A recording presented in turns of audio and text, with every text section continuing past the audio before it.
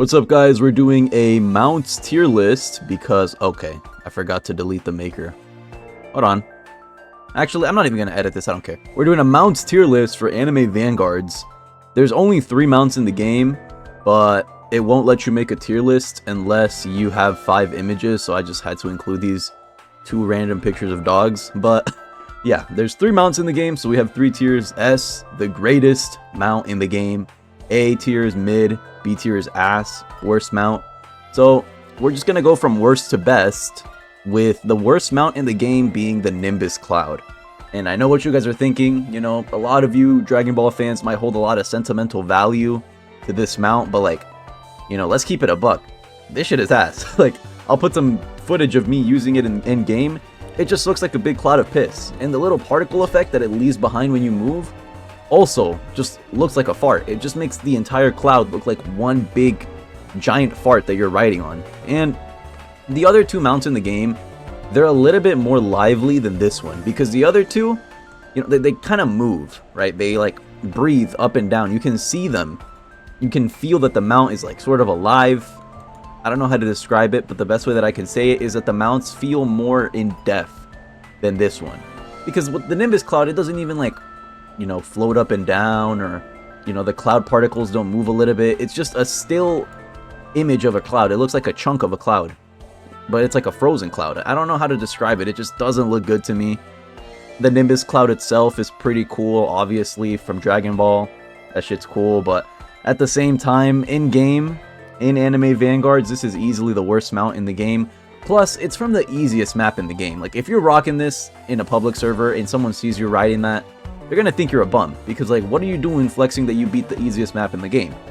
It's not very impressive, you know. You see what I'm trying to say? Like, it has a lot more cons than it does pros. What are the pros? Nostalgia value.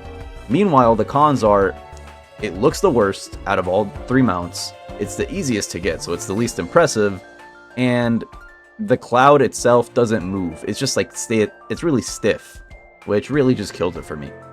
Next up, in the A tier, mid, we're gonna put the Shadow Bear.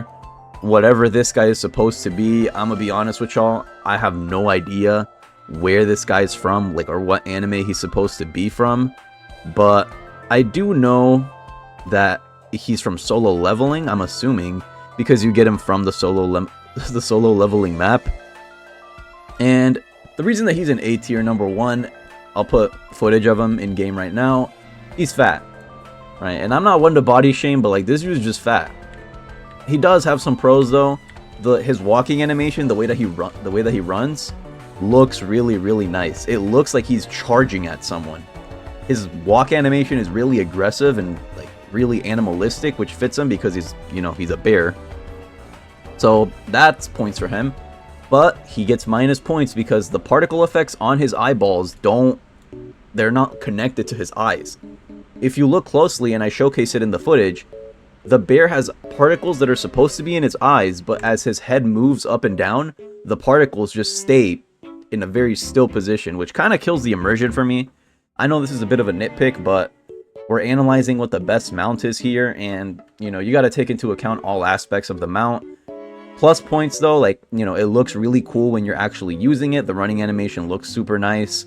The bear actually breathes, like he kind of moves up and down when you're in your idle animation, which is also extra points for it. Cons are he's fat, and that the particle effects on him aren't like properly attached to his eyeballs, which kind of throws me off a little bit.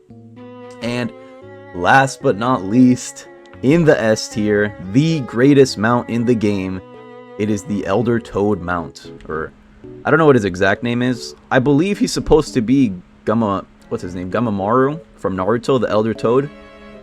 You know, when like Naruto goes to train with Jiraiya and he learns to summon toads and stuff. I believe that's where they got it from. But yeah, this is the greatest mount in the game. And let me tell you why. Number 1, he moves. He's interactive. He feels lively. When you're in your idle animation, he starts like croaking like a rabbit. Like a rabbit. What am I talking about? He starts croaking like a frog. You can see his throat go up and down. He's like, ribbit, ribbit. And that's a really nice touch. Number 2, this is the hardest mount to get in the game. I don't care what anyone says.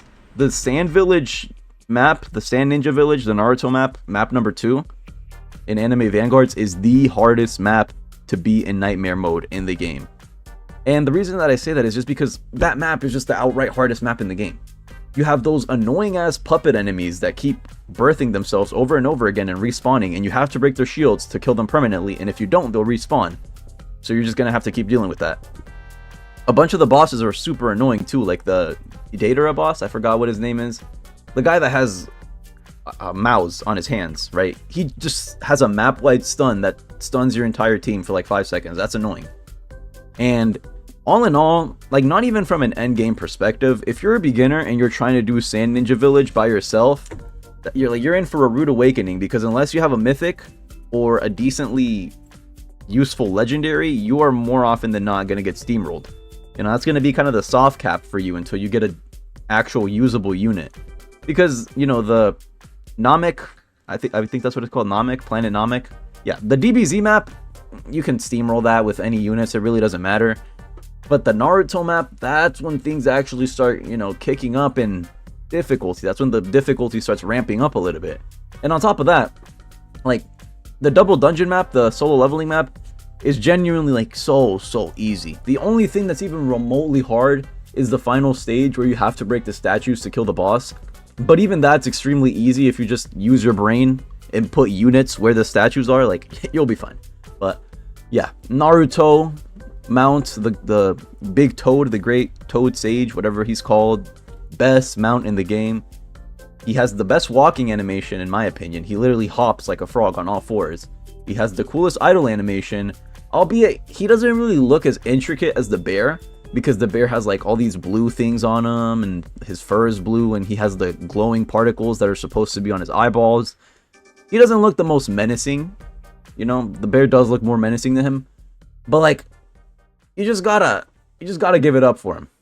He's the best mount in the game in my opinion, and ignore these two guys because they're not part of the game. I just had to include them so I could make the tier list. But that is gonna be the mounts tier list for anime Vanguards. I don't really know why I made this video before a lot of other stuff that I had planned, but I just felt like doing it. So with all that being said, thanks for watching. Feel free to like, sub, comment, all that wonderful stuff. Have a great day or night wherever you are, and we'll catch you in the next one.